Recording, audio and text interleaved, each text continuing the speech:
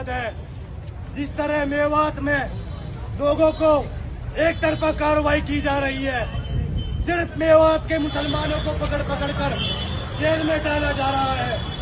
कम से कम 10,000 की paramilitary forces Mewat में उतार दी गई है। पूरे हरियाणा की पुलिस, ज्यादातर पुलिस को मेवात में उतार दिया गया है। मेवात में पुलिस और पैरामिलिट्री फोर्सेस एक साथ इकट्ठा होकर मेवात के गांव-गांव में जाकर रेड डाल रहे हैं। क्या आप लोगों को नहीं पता दंगा किन लोगों ने करवाया था? जो लोग हथियारों के साथ आए थे, जिनके पास ऑटोमेटिक हथियार थे, जिनके पास तलवारें थी दंगा करने, वो लोग आए थे। वो लोग दंगे क्या करते?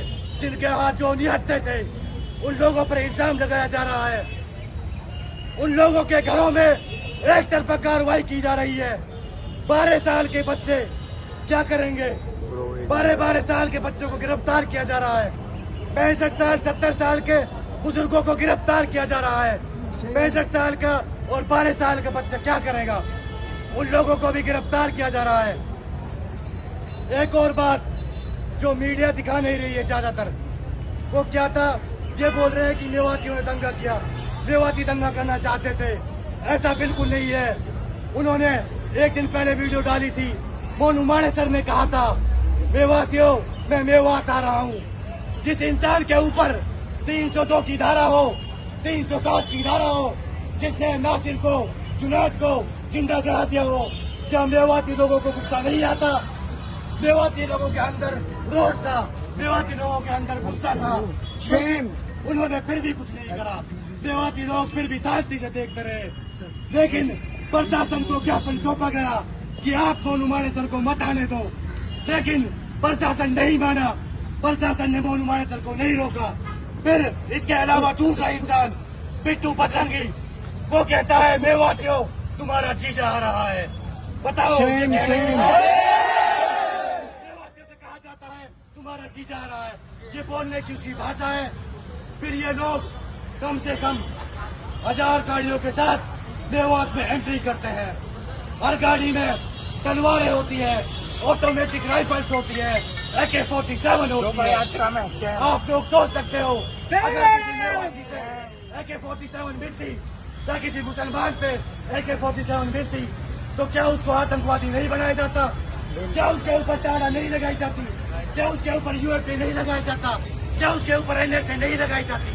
तो मेरा कहने का मकसद यह है कि लोगों के पास ऑटोमेटिक हथियार है, जो इलीगल है, जिनके पास AK-47 है, जो लोग मेवात में हमला करने आए थे, जो लोग मेवात की बेटियों की इज्जत उछाल रहे थे, जो लोग मुसलमानों को तबाह करने आए थे, उन लोगों को गिरफ्तार कब करेगी? उन लोगों पर कार्रवाई कब होगी? जिन लोगों ने इमाम साहब को मस्जिद से निकाल कर मार दिया, उन लोगों पर कार्रवाई कब करेगी? जिन लोगों ने गुड़गांव में मुसलमानों की दुकानों को चढ़ा दिया, उन लोगों पर कार्रवाई कब करेगी? जिन लोगों ने हजारों मुसलमानों के घरों को गुड़गांव में खाली करा दिया, उन पर कार्रवाई कब करेगी? सोना में जिन लोगों ने रात भर गोलियां चलाई थी मेवातियों के ऊपर, उन लोगों पर कार्रवाई कब करेगी? हरियाणा सरकार का दोहरा रवैया है। खट्टर सरकार सिर्फ मेवातियों पे एक्शन ले रही है, जिसमें करीब जितने भी नूम है, जो खोखे होते हैं कच्चे, कम से कम 250 गवर्नमेंट बता रही है, लेकिन वो 250 नहीं है, कम से कम 500-600 है। उन सब जो खोखे थे उन सबको तोड़ दिया गया गवर्नमेंट द्वारा। गवर्नमेंट ये भी बोल सकती थी आप इनको हटा लो, ये इलीगल है। अगर इलीगल थे तो पहली बात तो इलीगल नहीं थे, तो उनको गवर्नमेंट ने बुलडोजर से बिल्कुल जमीन में मिला दिया। और फिर उसके बाद मेवात में नूह में एक हॉस्पिटल शहीद हसन खान मेवाती, उसके बाद मेडिकल केमिस्ट खुली हुई है कम से कम 50 जो मुसलमानों की है। सिर्फ ये चीज देखकर मुसलमानों की केमिस्ट खुली हुई है, मुसलमानों को रोजगार मिला हुआ है, मुसलमान पैसे कमा रहे हैं। मुसलमानों की सारी दुकानों को ऊपर बिल्डोजर चला दिया गया। और क्या कहते हैं मुसलमानों ने पत्थर बरसाए थे, ये इलीगल कर रहे हैं। सुप्रीम कोर्ट की वर्डिक्ट थी, सुप्रीम कोर्ट ने कहा था आप किसी घर को नहीं गिरा सकते जब तक हाई कोर्ट या सुप्रीम कोर्ट उसको गिराने का ऑर्डर नहीं दे देगा। फिर उन्होंने वो घर कैसे गिरा दिए? सुप्रीम कोर्ट को नहीं मान रहे, ये हाई कोर्ट को नहीं मान रहे, ये कानून को नहीं मान रहे, ये किसी चीज को नहीं मान रहे।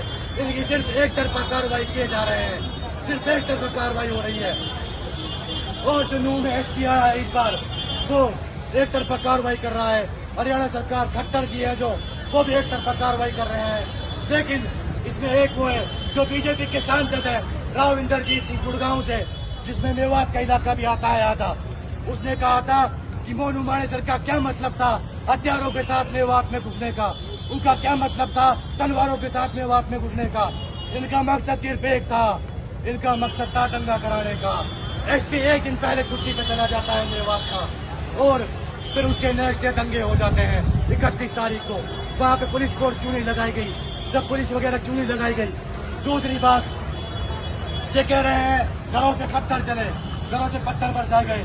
ऐसा कुछ नहीं है।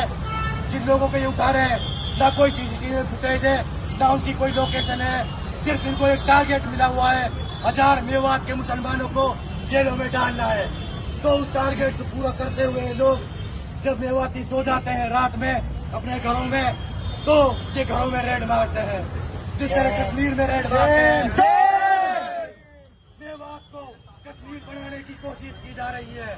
मेवाती जब सो जाते हैं रात भर वो देखते रहते हैं कभी पुलिस ना आ जाए। जब वो सो जाते हैं तो उनके घरों में रेड मारी जाती है, पुलिस होती है, पैरामिलिट्री फोर्सेज होती है। ये सारे मिलकर मेवातियों के घरों में मुसलमानों को गिरफ्तार करते हैं, चाहे बुजुर्ग हो, चाहे 12 साल के बच्चा हो, चाहे 16 साल के हो, चाहे 18 के हो। ये किसी को नहीं बख्शते। ये औरतों के साथ भी बदतमीजी करते हैं। हरियाणा पुलिस जो है ये औरतों के साथ बदतमीजी करती है और बुजुर्गों को मारती है। इन्होंने एक गांव में मेवात में सिंगार, उस गांव में फजर के वक्त रेड मारी थी। उसमें इन्होंने एक जो 2 बुजुर्ग थे उस बुजुर्ग के ऊपर जो पिस्टल राइफल होती है, राइफल को जो बैक होती है, बट जो होती है उसके छाती में मारी।